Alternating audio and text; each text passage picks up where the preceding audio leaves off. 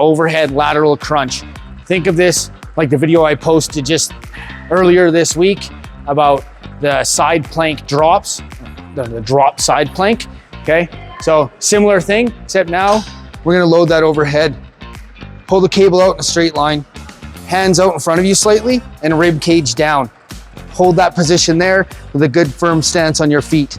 There's two ways you can do this. First way we're gonna show you is just the rib cage. So we're gonna tilt that rib cage using your abs here, your obliques, squeezing down, and then up, stretch it back the other way. Keeping your hips still, just tilt that rib cage back and forth. And then second way is we're gonna let the hips go. So we're gonna still do that tilt and then let the hip go. Hips, tilt that rib cage, let the hips go. You can speed it up. Looks a little like this.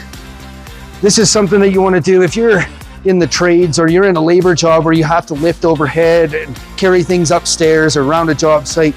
This is something that you wanna do. It's a little bit more difficult than a side plank, a little more active. And again, it's on your feet. We live our life on our feet. So, you know, planks are great, but here's another thing you can add that's a little bit more real life. You get some lateral hip movement in there as well. Keep your core braced, keep in control, and you've got this. Lateral tilts, lateral crunch, overhead lateral crunch, overhead cable lateral crunch, whatever you want to call it, give it a shot.